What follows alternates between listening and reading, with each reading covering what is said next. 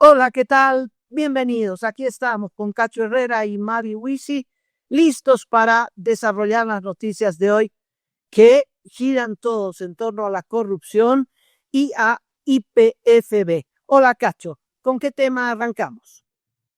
Hola Amalia, ¿cómo estás? Hola Mavi, hola amigas y amigos. Comencemos rápidamente, Amalia, por la detención, la aprehensión de Walter Monasterios. Él es director jurídico de YPFB, que es investigado en el caso Bot Trading. Se presentó ayer a declarar de manera voluntaria, lo hizo, pero quedó aprehendido en espera ahora de una imputación formal de parte de la Fiscalía de La Paz y, claro, una audiencia de medidas cautelares que va a definir su situación legal. El economista Gonzalo Chávez hizo un artículo muy bueno explicando que los contratos petroleros necesitan un conocimiento técnico, Cacho. No es como comparar dos contratos de zapatos o un contrato de zapato y olfatear por dónde viene el delito. Se necesita un conocimiento técnico y Gonzalo Chávez eh, se desgañita punto A, punto 2, punto 3 para no pecar en la ignorancia. Yo creo que el artículo hay que remitirlo a la fiscalía. Eh, Se está investigando una empresa, Bot Trading, una empresa que ha sido creada por Yacimientos sin razón ni motivo. Yacimientos tenía una empresa que se llamaba Yacimientos Internacional y que funcionaba en Paraguay, un sello. Esa empresa fue cerrada y reemplazada por Bot Trading, que también era un sello, porque tiene una dirección en el Paraguay, todos los contratos tienen la misma dirección, Washington, calle Washington, esquina tantos y tantos, eh, nada, era nada, no es que tienen una gran oficina, nada. No se sabe dónde facturaba y tenía una abogada paraguaya que fue la que tramitó la legalidad de esta empresa y también le puso su sello y cobró $1 millón. Ok, lo que tiene que saber la fiscalía es que no sabemos si el contrato en sí es doloso, porque Bot Trading importó diésel y gasolina y creo en alguna ocasión petróleo también. Y bueno, para saber si hay sobreprecio, etcétera, tienes que comparar a cómo estaba el precio del petróleo en esa fecha, si las comisiones en esa fecha eran las que se ajustaban a la realidad, etcétera, etcétera. El tema no es tanto los contratos individuales como el tema de la existencia dolosa de esta empresa. Yo no sé si la cabeza de la fiscalía llega a ese punto, ¿no? El tema es por qué hicieron bot trading, para qué. Y el para qué es para embolsillarse la plata de esas negociaciones, para embolsillarse muchos billones de dólares. ¿Por qué? Porque Yacimiento no necesitaba bot trading para importar petróleo, ni gas, ni diésel, ni nada. No necesitaba, era algo que no se necesitaba. Luego, Yacimientos, ya lo hemos dicho, le entregó $80 millones, 80, Cacho, 80, para que haga los contratos. ¿Con quién hacía los contratos? Con Trafigura.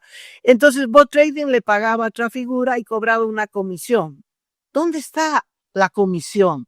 ¿Dónde está la contabilidad? Ese es el asunto, Cacho, ese es el asunto al que tiene que indagar la fiscalía. No un contrato aislado no te va a decir nada. Bueno, eso a propósito del artículo de nuestro amigo Gonzalo Chávez. Pero además hay cosas que son realmente muy llamativas, Amalia. En el caso de este director jurídico de Yacimientos, se lo acusa de incluso entorpecer el que se pueda acceder a estos contratos que tú haces referencia, ¿no? Emite varios informes, según los fiscales que están investigando el caso, que de alguna manera quieren enturbiar la verdad sobre estos contratos. Este director jurídico se mantuvo en sus funciones durante todo este tiempo. es pues lo más extraño, ¿no? Cómo sabiendo que es una de las partes importantes, la parte jurídica, legal, en cualquier proceso de contratación es realmente muy importante, lo mantuvieron ahí tranquilo, seguía ganando su sueldo, obstruyendo, según los fiscales, la averiguación de la verdad sobre este tema, y si no fuese que lo citaron y él llega a La Paz, se presenta y lo detienen, hubiera vuelto a su escritorio a seguir trabajando. Es que realmente es muy extraño lo que pasa en YPFB con este tema de bot trading, que ya lleva bastante tiempo, Amalia, no es de hace 2 semanas, hace un mes, eso ya viene desde la anterior gestión. Ha habido una investigación parlamentaria sobre este tema y claro, no avanza la investigación fiscal o avanza muy lentamente. Creo que se acuerdan cada vez que se nombra YPFB y YPFB empieza a tener ribetes de escándalo. Ay, se acuerdan del caso bot trading, ¿no? Mira, Amalia, ayer el fiscal departamental de La Paz, porque está radicado acá esta investigación, dijo que se va a hacer declarar a esta abogada que dio nacimiento a bot trading en Paraguay, la señora Sandra Otazún. Y la declaración va a ser virtual, porque no hay manera de ir, tomarle la declaración o que venga, al caso de combinarla, entonces va a ser virtual. Está bien, o sea, la tecnología ayuda, pero tanto tiempo después, Amalia, la persona que de alguna manera inició todo este tema de bot trading, ella es la que formó la empresa con $465 y ahora es millonaria por el millón que recibió, no sabemos cuánto más habrá recibido, y entonces, caramba, recién después de tantos meses va a declarar. ¿Declarará? Por ahí aduce alguna cosa y finalmente no comparece ante los fiscales, así sea de manera virtual. Es una investigación que está yendo muy lenta, y parecería que incluso hasta no hay ganas de saber qué ocurrió con bot trading cuando fue un escándalo que sacudió a la principal empresa del país. Cacho, si la abogada no quiere declarar, y me parece que no querrá declarar, no hay forma. Tendrá que hacer un exhorto suplicatorio la fiscalía a sus colegas en Paraguay y adjuntar el interrogatorio, ¿no? A las preguntas que se le quieren hacer. ¿Sabrá qué preguntas hacer? Es que, Cacho, este tema, bot trading, es una empresa diseñada por Marcelo Arce. Y en ninguna parte de la investigación aparece Marcelo Arce. Yo no estoy, a ver, Cacho, estoy absolutamente en contra de que la fiscalía siga actuando como la época del MAS. Primero detengo y después le pregunto su nombre. O sea, ¿sabrán de qué acusarlo a Walter Monasterio? No tengo duda de que Walter Monasterio, el director jurídico de Yacimientos, eh, tiene responsabilidad directa porque de él ha dependido el haberle dado una forma legal a bot trading. No tengo duda, pero tiene que ser parte, Cacho, de una investigación. ¿Quién hizo el principal responsable, Omar Alarcón, no es habido? O sea, mientras no detengan a a Omar Alarcón, detengan porque no es habido o lo ubiquen en el exterior. En fin, o sea, mientras la fiscalía no tenga una idea de qué se trata, ¿no? De cuál es el delito.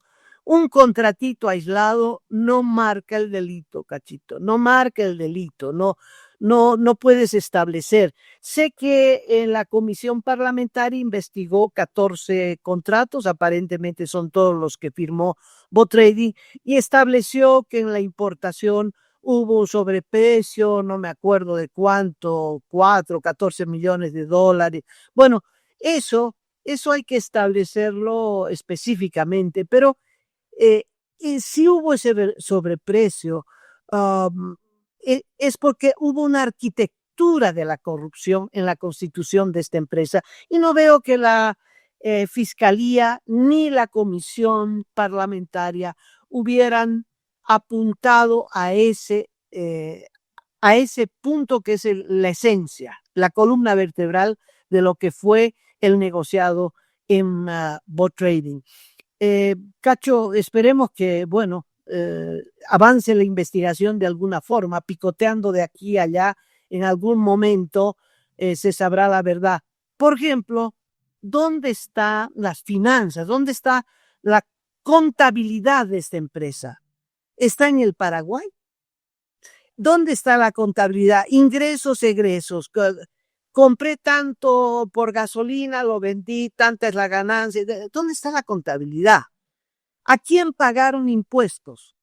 Bueno, eso no sabe nada la fiscalía. Y mientras tú no tengas la contabilidad de esa empresa, ¿cómo puedes saber si hay dolo o no hay dolo, si hay delito o no hay delito? Bueno, dejo las preguntas ahí en el aire, en la interrogación. Pero sobre yacimientos tenemos más, Cacho.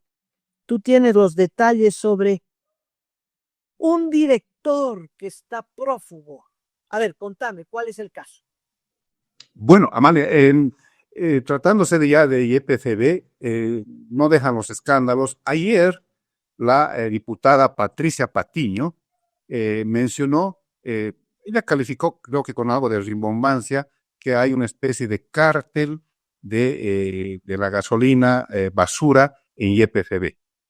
Para sustentar esta su denuncia, dice que un señor, un director, miembro del directorio de YPFB actual, el señor Jorge Alberto Roca Kaufman, fue en el gobierno de Luis Arce representante de la empresa rusa Uranium One. ¿Te acuerdas? La que quería explotar litio a través de este nuevo sistema EDL. De los rusos. Está vinculado a los rusos. Así es, así es. Tanto es así, según la diputada Patricia Patiño, que Roca Kaufman formó una especie de empresa que en Bolivia se llamó Lithium One. Lithium One, subsidiaria de Uranium One, y a su vez Uranium One, subsidiaria de Rosatom.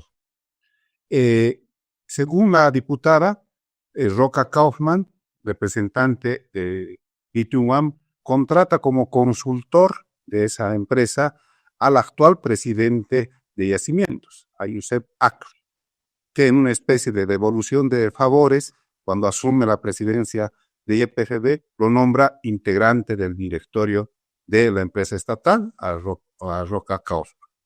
Hasta ahí, digamos. Espérame un ratito, Cacho. ¿Devolución de favores de qué? ¿Qué favores? Cuando Roca Kaufman era representante de Uranium One, a través de esta empresa Lithium One, contrata, según la diputada, a Yusef Akli como consultor de Lithium One. Y entonces, después que Yusef Akli asume la presidencia de YPFB, entonces hace que Roca Kaufman sea miembro del directorio de YPFB actual. Bueno, hasta ahí, digamos, puede haber, qué sé yo, confianzas, qué sé yo, cosas que hacen que la labor de Roca Kaufman tenga, digamos, la confianza de Yusef Akli en una empresa tan importante, tan delicada como es YPFB. Pero Roca Kaufman es denunciado formalmente ante la justicia de Santa Cruz de una estafa agravada. Él sonsaca dineros, según los denunciantes, en un proyecto inmobiliario que nunca se llevó a cabo y por tanto la justicia lo procesa y lo declara en rebeldía en enero de este año.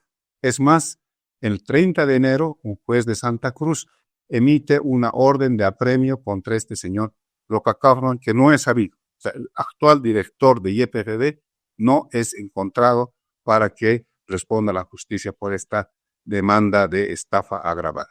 Entonces, ¿a dónde voy? ¿A qué? La diputada dice, ahí está, esta es la prueba de un triángulo de corrupción en YPFB.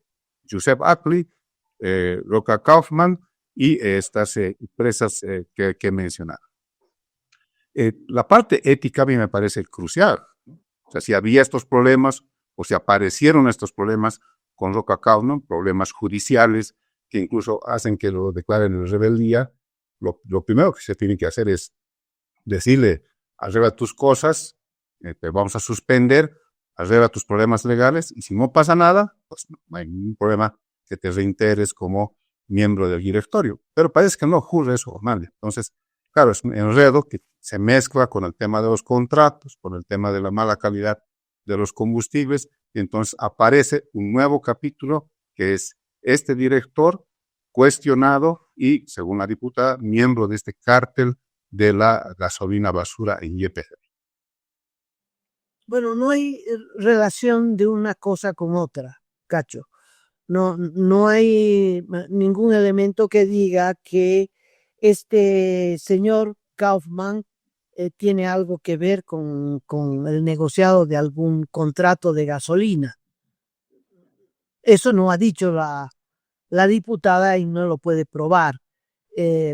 Pero lo que dice la diputada es tremendamente grave.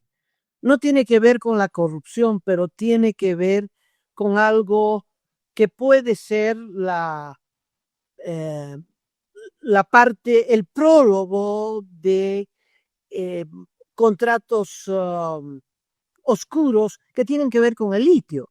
Es decir, tenemos un presidente de yacimientos que fue asesor de una empresa vinculada a los rusos. Eso a mí me parece sumamente grave.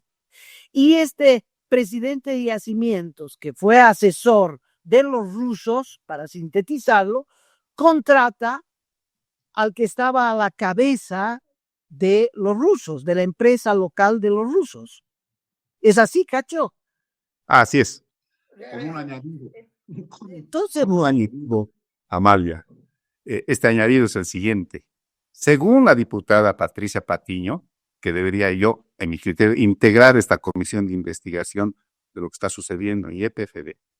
Según esta diputada Patricia Patiño, Roca Kaufman era socio o es socio de una empresa que se llama Energy Oil Corporation, encargada, es una empresa de cisternas, que es la que se encargó, según ella, del ingreso de los primeros combustibles, gasolina y diésel, cuando asumió el nuevo. O sea que de los rusos también es accionista de una empresa de cisternas. Caramba, realmente las cosas están cada vez más complicadas, más confusas, y claro, no sé si la comisión esta tendrá que agarrar cosas concretas para entregarles resultados al país. Y antes de la comisión, el ministro de Hidrocarburos, Cacho, ahí hay un choque de intereses. Está bien, el señor Kaufman parece que es una persona de múltiples negocios, se metió a la construcción porque, por lo que tú me dices, no entregó los departamentos o algo parecido y tiene una demanda penal por estafa, razón por la que está medio no habido, es decir, no aparece. Un señor que tiene una demanda penal, ¿cómo, Cacho? ¿Cómo puede ser nombrado director de IPFB? Y cada vez que va a la reunión de la dirección de IPFB, recibe su dieta. Segundo, este señor tiene cisternas y es contratista de yacimientos. Está muy bien que tenga una empresa de cisternas y está muy bien que Yacimientos, que necesita las cisternas, lo contrate. Pero lo que está mal es que lo nombren en el directorio, Cacho. Y tercero, este señor es asesor de los rusos. El Estado boliviano tiene negocios, tiene contratos pendientes y el ministro de Hidrocarburos dijo que iba a reconocer esos contratos. Aquí lanzamos el grito al cielo y resulta que este director es el representante de los rusos. Es más, había contratado al presidente de Yacimientos como asesor también de los rusos. Oye, es un enredo. No es más que un enredo, es una maraña que muestra que el actual presidente de Yacimientos no puede ser imparcial en la defensa que él tiene que hacer de los intereses del país a través de Yacimientos. Correcto, Amalia. Es una trama, ¿no? Es una trama en este momento yo no me atrevería a ser tan contundente, pero es una trama que tiene muchas aristas. Es un enredo, Amalia, y por eso te decía, entre los contratos la calidad del combustible, estos nombramientos, realmente. Por eso creo que hemos dado en el clavo, Amalia, y ya, debo agradecer a ti y a mí por el tema de que hayamos empujado, que haya una instancia, por lo menos, me imagino, de muchas voces, de muchos ojos, que investiguen esto, más allá de la fiscalía, que ya lo hemos dicho, es muy lenta, realmente no sabe por dónde ir. Entonces, creo que teniendo la experiencia de haber investigado el caso Bot Trading desde la Asamblea Legislativa, podrán algo dar luces sobre este otro tema. No, acá, Cacho, este tema no es de investigar eh, un contrato o un acto, un presunto acto de corrupción en particular. Aquí hay un tema que hace tambalear al ministro de Hidrocarburos, Cacho, hace tambalear al presidente de IPFB. No puedes nombrar como presidente de IPFB, viste que ya salté de un director al presidente de Yacimientos, a gente vinculada a las empresas rusas. No puedes. Necesitas gente imparcial, gente que no tenga ni demanda penal, que es el caso del director, ni vínculos con una empresa extranjera. Ahí lo tiene que resolver el ministro de Hidrocarburos. ¿O es que el ministro de Hidrocarburos también está vinculado a los intereses rusos? No sé, no sé. Si no está vinculado, tiene que destituir al presidente de IPFB, que me disculpe, aquí, que parece un gran profesional. Pero si era asesor de los rusos, no puede, Cacho. No puede. Bueno, demos vuelta a la página, una página pesada. Vamos a otro tema. Otro temita. Se trata de lo siguiente. Parecemos en un telepolicial, Cacho. La Agencia Nacional de Hidrocarburos resulta que tenía 5 funcionarios que han sido destituidos, que trabajaban con 2 particulares, y entonces era la ventanilla a la que llegaba cualquier ciudadano que estaba abriendo su estación de servicio para la venta de gasolina diésel. Entonces llegaba esa ventanilla con los 2 particulares, había el charle y dice $20,000, $20,000 contantes y sonantes, aquí verdes puros, y entonces el ciudadano pagaba y obtenía rápidamente su licencia de funcionamiento para la estación de servicios para la venta de gasolina y diésel. Bueno, eso lo ha descubierto el viceministro de Transparencia. Al viceministerio llegó uno de los extorsionados, una persona que quería abrir su estación de servicio. Le pidieron los $20,000, fue al viceministerio de Transparencia. Esto ya debió ocurrir hace muchos meses atrás. El viceministerio constató que esto es cierto y ahora está investigando pues todas las nuevas estaciones de servicio a ver si les pidieron los $20,000 con 2,5 millones de bolivianos en otro caso, cuando es en bolivianos, 2,5 millones de bolivianos. Los 5 funcionarios han sido destituidos, pero no es suficiente, ¿no, Cacho? No es suficiente. Sí, Amalia, esto deja entrever algo que se decía, prácticamente era un secreto a voces, pero este tipo de casos ponen al descubierto eso, que la corrupción en el gobierno de Luis Arce era a todo nivel. Todos robaban como podían o como no podían. Caramba, funcionarios de tercer, cuarto nivel, jefes, directores, gerentes, ministros, ¿te acuerdas? EMAPA, todo el mundo metido en corrupción, claro, llegando al primer escalón que ha sido la presidencia de Luis Arce. Fue un gobierno en el que la corrupción mandó. Si alguien mandaba ahí, no era Luis Arce, era la corrupción a todo nivel, una corrupción institucionalizada. Bueno, a propósito de Luis Arce, pidió poder salir de San Pedro y la justicia, el juez le dijo que no. se queda en San Pedro. Bueno, Cacho, la cosa está grave. Yo creo que sí, la corrupción fue abrumadora en el régimen del MAS, abrumadora. Nadie se libró. Todos los que tenían un cargo en el que podían extorsionar, pedir coima, lo hicieron. Fue inmenso, inmenso. Ahora, esa bola de corrupción que estaba en marcha, me parece que continúa por inercia, Cacho. Lo que hemos descrito en Yacimientos es impensable. Yo no puedo creer que eso ocurra en este gobierno, porque pensamos que hubo un corte, ¡pran!, como con guillotina, ¡prun!, aquí se acaba. A partir de este momento, el gobierno de Paz Pereira, se acaba todo indicio de corrupción. Y eso era lo que esperábamos.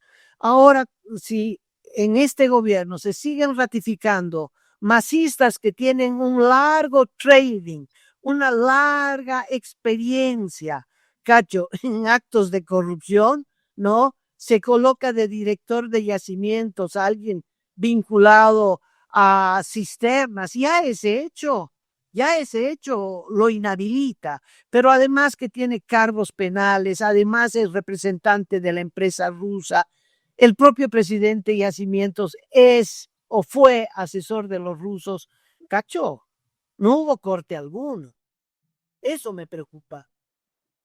Sí, tiene una oportunidad, Amalia, el presidente, de reencaminar todo. Eso es, se acercan los 100 días, me imagino que va a ser una evaluación, se cumple esto la próxima semana, el 18 de febrero. Quizás ese sea el momento en el que haga estos ajustes de tuerca, ¿no? Qué sé yo, cambiando colaboradores, metiendo gente con probada ética en la función pública, porque en el fondo, Amalia, de lo que se trata es eso, que haya gente que tenga probada su ética en la función pública. Y a partir de eso, pues se hace toda una cultura de transparencia, de respetar la norma, porque durante los 20 años de gobierno, Amalia, no es por repetir el cliché de las autoridades de gobierno, han hecho exactamente todo lo contrario, que la cultura era robar a cualquier cosa, algún trámite, algún proyecto, este tema, por ejemplo, de los surtidores, o por ejemplo las tuberías, Amalia, que en EPSAS igual se metieron, no sé, creo que 14 millones de bolivianos al bolsillo con unas tuberías inservibles que compraron de China. Entonces, esa era la cultura, robar y robar y robar y robar. Claro, tienen que cambiar ese chip y tienen que poner a gente que enseñe que la función pública no está hecho para eso, sino para servir y para, de alguna manera, manejar el interés de todos con ética, con transparencia y con responsabilidad. Es tan fácil eso, pero claro, hay gente que hay que buscarla. Y yo estoy seguro que en Bolivia hay gente comprobada ética en la función. Cacho, cerramos este sector con la respuesta a la pregunta de la víspera. Ya linda la pregunta. ¿Cree usted que está bien que el gobierno de Paz Pereira tome una posición, un alineamiento con el gobierno de Donald Trump? Y la respuesta fue categórica. Y fue... Sí, porque han participado 3.228 personas, Qué bien. de las cuales, pues, sí. Yo creo que han escuchado lo que tú dijiste ayer. A 3.228 personas, 87% dicen que sí, creen que hay un alineamiento del gobierno de Paz Pereira con Donald Trump, y el 13% responde que no. Pero la pregunta es, ¿usted está de acuerdo con ese alineamiento que es evidente y la gente aplaude? 87% dice sí, está muy bien que el gobierno de Paz Pereira tome una posición junto a Donald Trump. Y esto se va a ver clarísimo en una reunión que se va a desarrollar en Washington en marzo, donde van los amigos de Trump, todos los presidentes latinoamericanos amigos de Trump. Y ahí estará Paz Pereira. Muy bien, hagamos una pausa. Los chicos de Peyo Pagos están listos para lanzar su anuncio. Adelante, Mavi, por favor. Buenas noticias. Peyo Pagos ya tiene aplicación disponible en Play Store y App Store. Ahora puedes recibir pagos desde cualquier parte del mundo de forma rápida, segura y sin fronteras. Y lo mejor, desde la palma de tu mano. Descárgala hoy, crea tu cuenta y descubre una nueva manera de conectar tus pagos con Imo.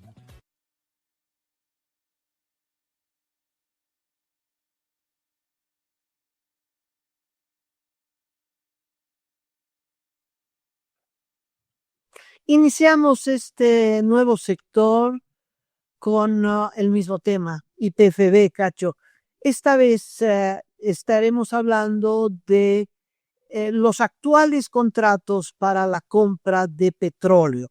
El gobierno dio un viraje o agregó a la compra de diésel y gasolina la posibilidad de hacer funcionar las refinerías de Cochabamba y Santa Cruz con el objetivo de compras petróleo que es más barato, pones a trabajar las refinerías y obtienes gasolina más barata.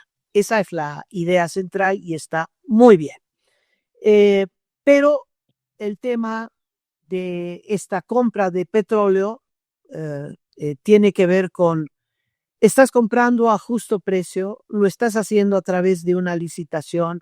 Entonces hubo esta denuncia que comparaba los actuales contratos, que el gobierno dijo no son contratos, realizamos los papeles, y la documentación que teníamos a disposición mostraba que era el proceso de licitación, pero no el contrato. Y el proceso de licitación data de cuando, Cacho, el 13 de enero. Así es. 13 de enero, ese proceso de licitación se había presentado solo una empresa, Trafigura, para dos compras distintas, una puesta en Pocitos y Acuiba y otra en Arica-Chí, en el puerto de Arica. Muy bien. La discusión giró hasta hace poco en torno a la comisión o premio. Gonzalo Chávez detalla bien qué costo, qué elementos se incluyen en ese premio, en esa categoría de premio. Además de la ganancia, hay varios otros factores, transporte, lugar de entrega, etcétera, etcétera. Por eso varía el premio. Si es en Yacuiba, la comisión es una, si es en Arica, la comisión es otra, etcétera, etcétera. Es muy lindo el artículo de Gonzalo Chávez, se lo recomiendo a todos. Muy bien, hasta ahí estábamos. Hoy la discusión, Cacho, da un brinco porque surge un nuevo contrato, aparece un nuevo papelito que lo publica la agencia de noticias Fides. ¿En qué consiste este contrato? Amalia, es del 30 de enero y por lo que señala la agencia de noticias Fides, aparentemente ya es el contrato después de este proceso que habíamos mostrado hace algún par de días, y este sería ya el contrato firmado entre YPFB y la empresa internacional, esta intermediaria internacional Trafigura. Entonces, ahí están establecidos los montos de las comisiones, de los premios a Trafigura ya aparentemente contratada por YPFB. ¿Esto qué supone, Amalia? Que entonces nos mintió el presidente de YPFB porque dijo no hemos firmado ningún contrato y YPFB no compra con sobreprecio. Bueno, esta parte parece que sí, pero dijo que no había contrato. Entonces, ¿esto qué es, Amalia, que presenta ANF? Ese es el punto, Cacho. ANF dice, este ya es el contrato, que tiene que ver con los mismos datos de la licitación del 13 de enero. Mostramos ese documento el 13 de enero, se presentaron 4 empresas, 12 fueron inhabilitadas y la que se habilitó fue Trafigura. Muy bien, hasta ahí no había ningún problema. Tendrán que investigar los que tienen sospechas de si hay sobreprecio en la comisión, porque no había discusión sobre el precio del barril de petróleo en particular. Lo que estaba en discusión era el premio. Muy bien. Pero como dice Cacho, como recuerda Cacho, el Ministerio de Hidrocarburos y Yacimientos emitieron sendos comunicados en los que se afirma que no hay contrato, que ese era un proceso de licitación que está en revisión. Esa era la palabra, está en revisión. Y bueno, aparece el contrato y aquí está. Usted lo puede ver en pantalla. dice, nota expresa de adjudicación. Es un contrato de adjudicación que tiene un número largo RG 37 CPG 1 GCC quebrado DCD quebrado 3. Ese es el número del contrato. ¿Qué dice ANF? No está en SICOES. O sea, firmaron el contrato y lo retiraron. No sé. Caramba. Ay, Objeto, suministro de crudo y condensado al mercado interno para el 2016. Ahora, Yacimientos, Cacho, tiene que hacer estos contratos, por Dios, tiene que hacer estos contratos, porque si no, nos quedamos sin gasolina. Es obvio que Yacimientos tiene que comprar gasolina y diésel, porque si no, nos quedamos sin gasolina y diésel. Y en este caso, tiene que comprar petróleo en grandes cantidades para llenar las refinerías de Cochabamba y Santa Cruz. Tiene que comprar, o sea, el comprar el petróleo, no está ahí el dolo, el presunto delito, no sé si siquiera si hay delito, no sé si la comisión es alta o baja, no tengo parámetro para comprobarlo, no tengo. El problema es que el gobierno dijo que no había contrato y aquí está el contrato. ¿Por qué miente? ¿Qué pasó? ¿Qué pasó? Jorge Rodolfo Roca Mercado es el responsable de la firma de este contrato. ¿Y qué es el segundo tema, Cacho? No solo que negaron el contrato y ahora aquí está el contratito. Por favor, exijo una explicación. Y segundo, no fue por licitación, Cacho. No es que después de ese proceso de adjudicación eso derivó en la firma de un contrato, no. ¿Por qué? Porque este contrato es directo al estilo del MAS, contrato directo, no a través de licitación.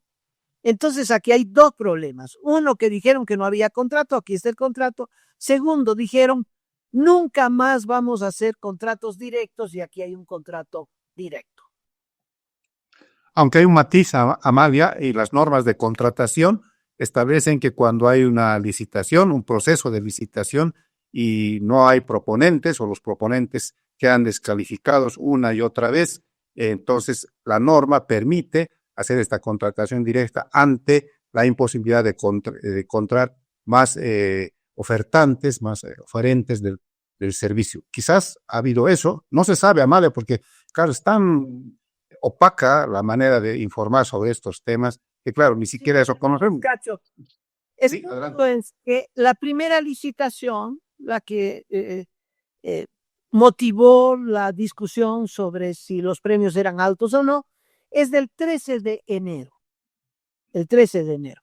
Y este contrato es del 30 de enero.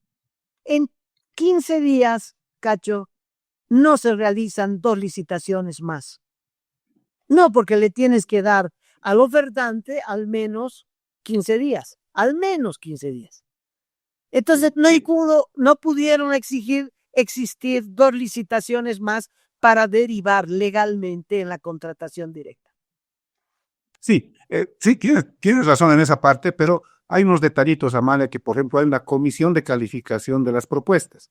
Es probable que esa comisión de calificación le haya recomendado ya al directorio, a IEPFB, a la cúpula de IEPFB, si no va a haber más. Hemos buscado y no va a haber más ofertantes, y entonces recomendamos que se vaya a la adquisición directa para que el contrato salga días después.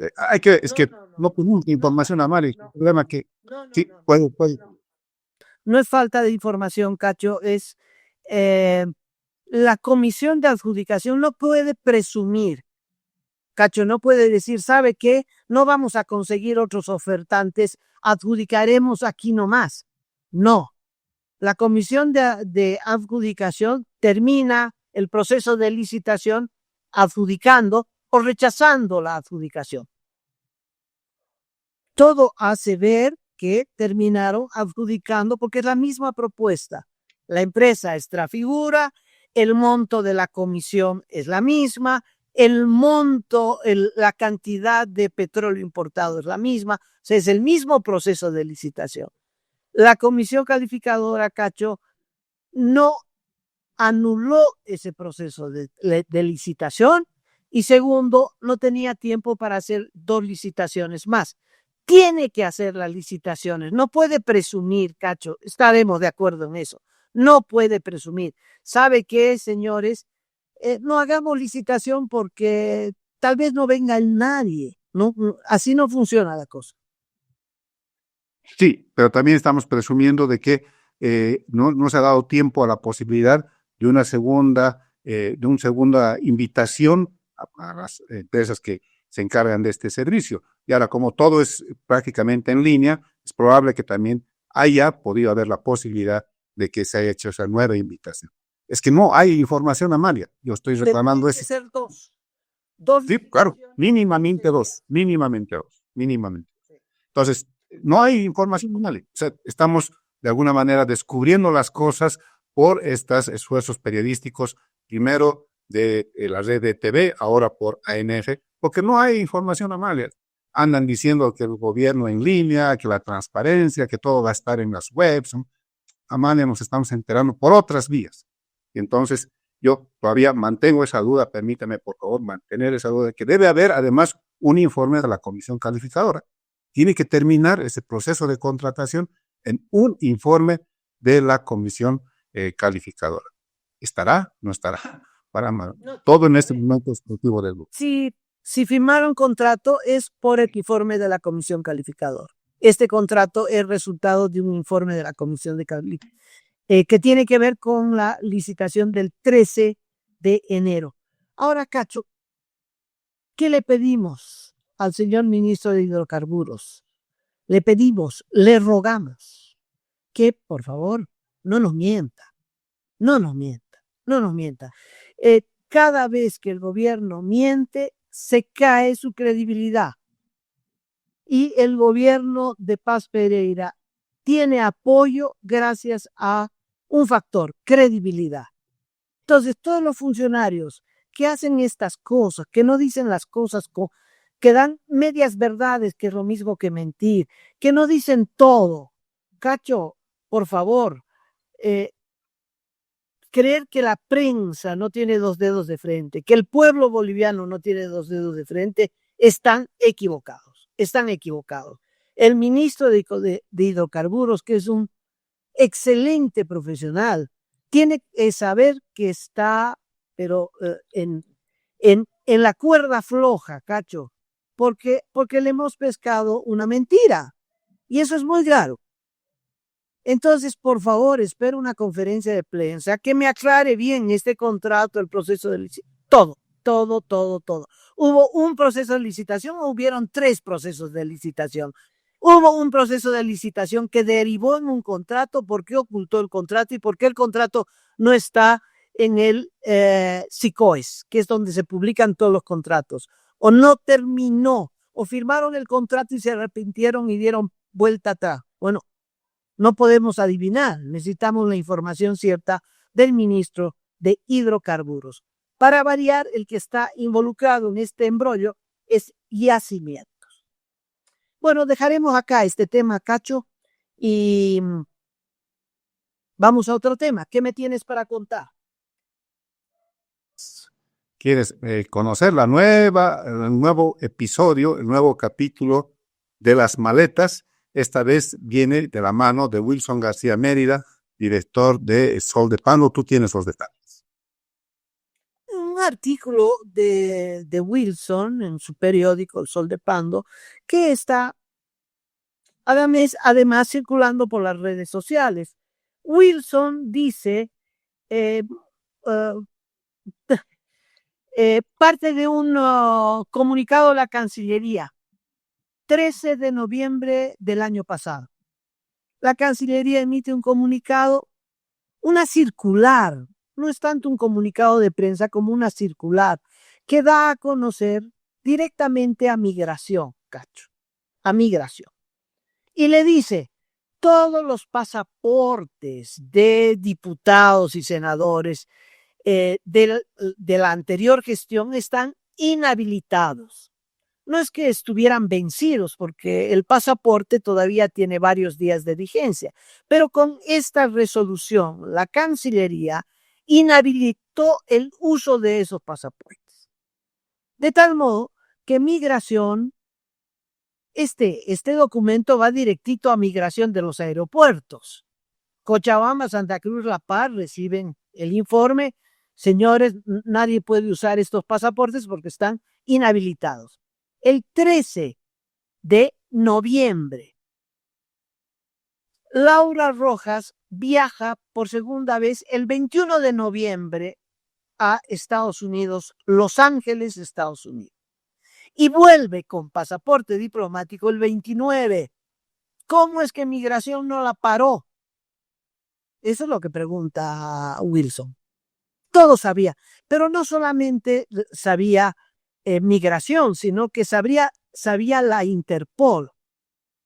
Y también sabía la DEA, que está olfateando a ver por dónde sale la droga, por dónde entra el dinero de la droga, en fin.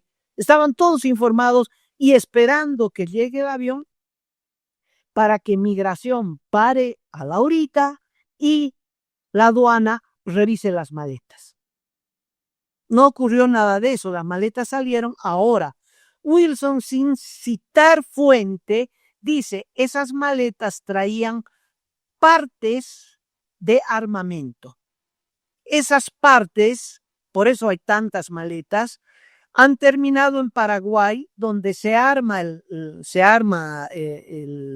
termina de montar el armamento que va directito al PCC del Brasil. Esa es la información que da Wilson. No cita fuente de cómo es que, del contenido de la maleta, pero es evidente que estamos hablando de un negocio de miles y miles de dólares, cacho.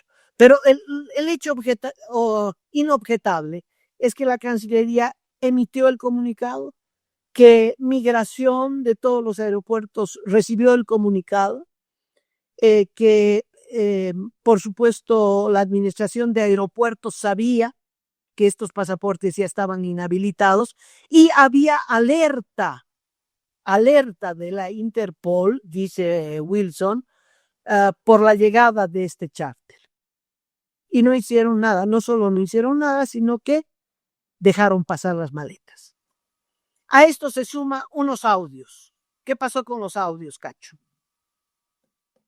Antes de comentarte este tema de los audios y los chats que han habido entre funcionarios de la aduana y autoridades de la aduana, lo que da cuenta que todo el mundo sabía de las famosas maletas, has dado un elemento que para mí es tremendamente importante a partir de esto que presenta Wilson García Mérida. Si las maletas eventualmente contenían partes de armamento que luego han sido ensambladas en Paraguay, o si las maletas contenían divisas, millones de dólares en cada una de las maletas repartidas, que esa es la otra hipótesis.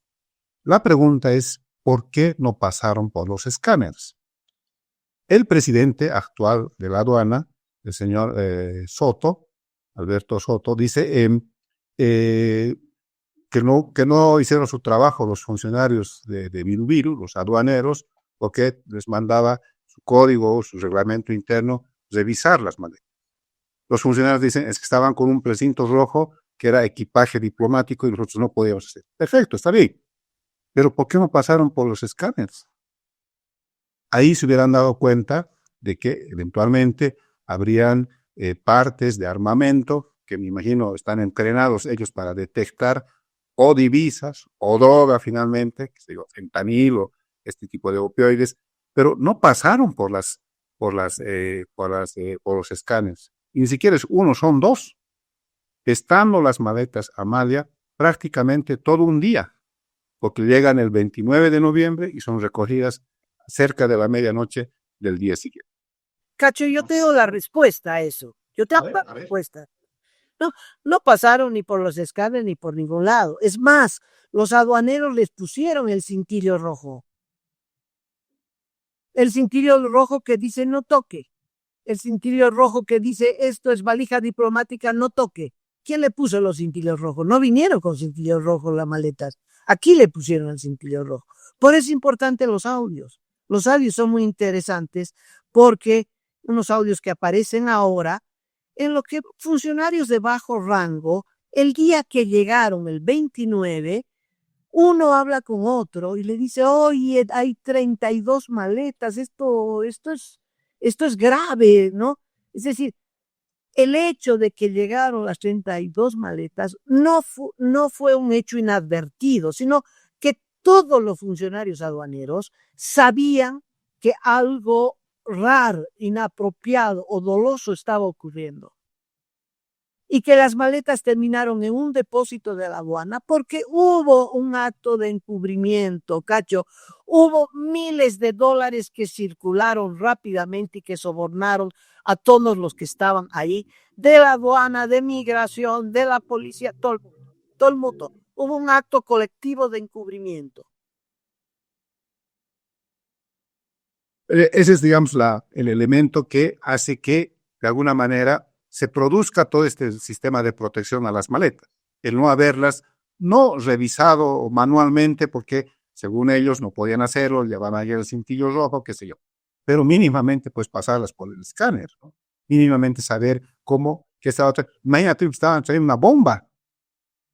Entonces, caramba, no, sería inconcebible lo que pasó en el aeropuerto de Bill. Pero los audios y los chats dan cuenta de lo siguiente, que el señor maletero, el funcionario de quizás más bajo nivel de la aduana en ese momento en Biru, Fernando Beltrán, le dice a el responsable de la aduana en la terminal aérea de Santa Cruz, a don David Alanoca, ¿qué hacemos con las maletas?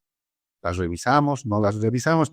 Y tal cual, digamos, es la manera de ser del funcionario público para no, digamos, cargarse una responsabilidad, manda la consulta a Susana Ríos, que es gerente nacional, y también manda esta persona, Susana Ríos, otra consulta a Vilma Cardoso, que es la gerenta nacional de operaciones en ese momento. Seguía la escalada de las consultas y llega, según lo que dice el periódico El Deber, una publicación que hizo ayer, hasta el presidente actual de la Aduana Nacional, don Alberto Soto de la Villa, quien ha reconocido anoche de que a él le llegó esta información el 2 de diciembre, no el 29, no el 30, no el 1 de diciembre, sino el 2 de diciembre, le llega y él pide al señor al señor Alanoca, me corrijo, al señor Alanoca, le pide una información rápida de qué estaba pasando. Pero ya las maletas estaban fuera de Biru, ya habían salido 2 días antes. Entonces, da cuenta esto de que no solamente los funcionarios conocían de esto, los jefes de ese momento en Biru, sino gerentes nacionales e incluso la máxima autoridad de esa institución. El conocer después de que las maletas hubieran sido retiradas, Cacho, no sirve para nada. La información clave es quiénes y qué autoridades se comunicaron el 29 de noviembre. El maletero se da cuenta, imagínate, Cacho, de que hay una irregularidad, de que hay una señora que llega con 30 maletas. Eso no puede ser, ¿verdad? El maletero se da cuenta, te imaginas todo el resto. Alanoca, que era el jefe de aduanas de Biru, David Alanoca, consulta ese mismo día, ¿no? Tal vez para cubrirse las espaldas, con la jefa inmediatamente superior, y la jefa, no hemos comentado esto, le dice, ayer he dejado de ser funcionaria, pero tienes que revisar las maletas, porque eso dice la norma, tienes que revisar las maletas. En su declaración, David Alanoca no reconoce esto y dice, no, a mí, yo la llamé, pero no me dijo nada de revisar. Por eso el presidente de aduanas dice, así no le hubieran dicho nada, él tenía la obligación de revisar, porque eso dice la norma. Bueno, David Alanoca no lo revisó. No solo no lo revisó, sino que dijo, bueno, vamos a guardar estas maletitas en un depósito y vamos a esperar que las recojan a una hora que nadie vea que las recoge, 12 de la noche del día siguiente. Y las entregó. Entonces, está clarísimo, Cacho, está clarísimo. Ahí corrió mucha plata. Esa es una línea de investigación. La otra línea de investigación es la investigación sobre la propia Laura Rojas y sobre el juez, la vinculación de estos dos personajes, si tienen jefes o ellos eran ellos mismos eran los que hicieron el negocio, esta posibilidad de que estuvieran involucrados en el tráfico de armas más que de lavado de dinero. En fin, sobre eso no se avanzó nada de nada. Como verás, la Fiscalía, igual que en el caso de bot trading o de la actual YPF, está muy atrás de los acontecimientos. Sí, es una especie de extravío casual que coincide en casos bien graves. Y además hay un personaje, Amalia, de que creo que todos nos estamos olvidando. Es el señor Eber Ceballos Domínguez, que ha dejado de ser juez y, claro, tiene una participación crucial en este tema. ¿Dónde está su declaración? ¿Qué ha dicho? ¿Por qué apareció en el aeropuerto de Viru Viru? Y luego también se lo ve hablando, conversando muy cálidamente con uno de los funcionarios aduaneros. Es que realmente todo está apuntando, como tú dices, Amalia, al encubrimiento, a la protección de no se sabe qué cosa llegó finalmente a Santa Cruz. Una hipótesis es armamento, otra hipótesis son divisas. ¿Qué llegó finalmente a Viru Viru con las famosas 32 maletas? ¿Y quiénes están por encima del juez y de esta exdiputada? ¿Quiénes están por encima? Que son los dueños de este tráfico, que parece que este no era el primer embarque, Cacho, por el historial de los viajes de Laura Rojas, ya hicieron el negocio mucho antes, ¿no? Y esto puede explicar la conducta de los aduaneros, los de migración, etcétera, ¿no? Has visto que nadie reaccionó, salvo el maletero. Nadie más reaccionó. Nadie más reaccionó. Y estaban todos. Y son 3 funcionarios que pueden, hoy viernes, pueden quedar con detención preventiva, porque tenía que realizarse la audiencia de medidas cautelares ayer jueves, pero se suspendió. Hoy podrían quedar, como siempre, cortando la pita del lado delgado, del lado de los maleteros. Ay, Cacho, me haces reír. Bueno, vamos a dar paso a Peugeot Pagos, que es una información importante que puede ayudarlo en alguna, si es que usted tiene algún amigo familiar que le está enviando dinero del exterior, ¿cómo cobrar eso? Bueno, consulte con Peugeot. Dicen que ser freelancer es libertad. Sí, claro, hasta que te toque cobrar. Comisiones altísimas, plataformas que te arrancan medio sueldo y tú pensando, ¿vale la pena todo este trabajo si te quitan la mitad?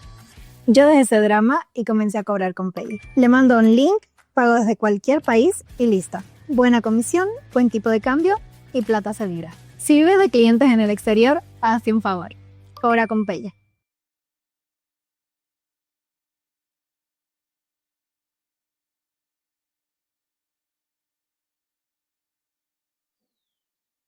Pregunta del día. Mari, por favor, tecleando. ¿Cree usted que la Fiscalía tiene las condiciones, la voluntad para realizar estas investigaciones, ya sea de yacimientos que tiene que ver con bot trading, con otras investigaciones, o las maletas? Para sintetizar, estamos hablando del caso maleta, estamos hablando de todo lo que salta a propósito de yacimiento. Entonces la pregunta es, ¿cree usted que la Fiscalía tiene la voluntad, la capacidad de realizar estas investigaciones? ¿Tiene la voluntad y la capacidad de realizar estas investigaciones? ¿Qué te parece la pregunta, Cacho? Muy bien. Me parece que es excelente, dado el contexto que hemos mencionado acá en el programa. Participen, amigas y amigos. Por favor, su criterio es tremendamente importante, porque lo que les estamos pidiendo es su percepción sobre el trabajo de la Fiscalía. Maletas, YPFB, bot trading, ¿qué dicen ustedes? ¿Tiene la capacidad realmente de poder encarar este tipo de investigaciones? su respuesta para nosotros es fundamental. Bueno, en la víspera habíamos preguntado si está usted de acuerdo en el alineamiento del gobierno con la administración de Donald Trump y el 87% dijo sí. Bueno, este alineamiento es evidente. Hay dos hechos importantes. Una reunión en Washington, el Pentágono invita a los altos mandos militares de 30 países. Vengan muchachos acá, nuevo alineamiento. Esto no ocurría hace 20 años. Al revés, habían cambiado las consignas de defensa de la patria por patria o muerte, la consigna de los cubanos. Se intentaba cambiar la doctrina de las Fuerzas Armadas. Esto allí donde llegó el socialismo del siglo XXI, lo primero que hicieron fue brincarle a las Fuerzas Armadas, darle contratos, darles empresas y vincularlos económicamente para luego asimilarlos ideológicamente. Y eso ocurrió en el país, pero abiertamente. Entonces, el comandante en jefe de las Fuerzas Armadas viajó a Washington. ¿Qué más sabes, Cacho?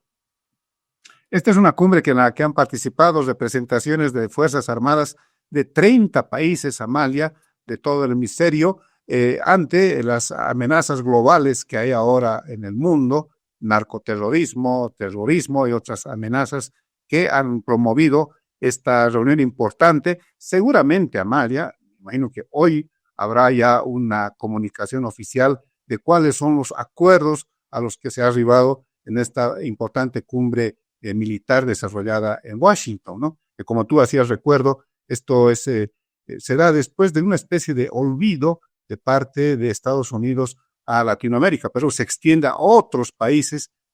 Hay una fotografía muy interesante de todos los generales, de todas las más altas autoridades militares de estos países, todos enfundados en sus uniformes, y entonces da cuenta de que se está preparando también ahí una especie de bloque militar, una especie de organización militar para contener lo que Estados Unidos dice que son las nuevas amenazas globales.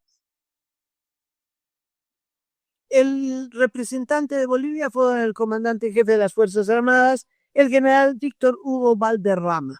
Otras Fuerzas Armadas mandaron todo el alto mando militar, pero supongo que ha sido interesante para el general Valderrama codearse con los altos mandos militares de los países vecinos, especialmente, ¿no? Tener una relación personal con ellos, etcétera, etcétera, ayuda, ¿no? Para este intercambio de información, actividades, etcétera. Pero, claro, ¿te parece bien, Cacho, que las Fuerzas Armadas tengan una actitud, bueno, hasta antes casi de sometimiento frente a la política exterior de los Estados Unidos? Tratándose de Fuerzas Armadas, no sé, ¿no? Sí, ¿te acuerdas, Amalia? También hubo en pasados años el nacimiento, el surgimiento del Plan Cóndor, precisamente después de este alineamiento que había de los de grupos militares, en ese momento de factores castrenses de varios países en Latinoamérica, que conformaron luego el Plan Cóndor, ¿no? Siempre todos manejados desde Estados Unidos. ¿Será eso? Parece que quieren hacer algo más extendido, Amalia, me da esa sensación por este tema de lo que llama Estados Unidos estas amenazas globales, narcoterrorismo, terrorismo, como está Oriente Medio, está Europa, está ahora la región del continente americano. Entonces, yo creo que quiere extender más allá, no solamente situarse en la región latinoamericana, sudamericana, sino extenderse más allá, incluso bueno, hasta la OTAN también, me imagino que hay interés específico de Estados Unidos de controlar también el poder militar en prácticamente todo el mundo. Bueno, ha llegado a La Paz primero, Santa Cruz luego, una delegación del Departamento de Agricultura de los Estados Unidos. Esto es muy importante, Cacho, para negocios, posibles inversiones. Se han reunido con los representantes de los organismos empresariales de Santa Cruz, a la agroindustria, que es un tema interesante para este departamento de agricultura son funcionarios públicos, no son empresarios, pero tiene que ver con lanzar anzuelos para atraer inversiones y también para el comercio exterior, compra, venta de semillas y todo lo que tiene que ver con la agroindustria.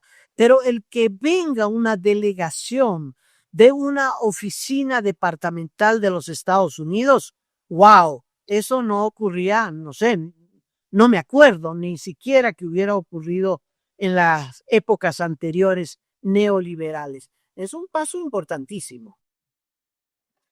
Sí, Amalia, la verdad que se están abriendo estas oportunidades para sectores productivos del país que antes se reclamaban, te acuerdas, con mucho ahínco, el que se les dé estas oportunidades, sobre todo para escarbar, para explorar nuevos mercados, ¿no? La producción es buena, por ejemplo, en carne, y entonces lo que necesita los productores es más mercados.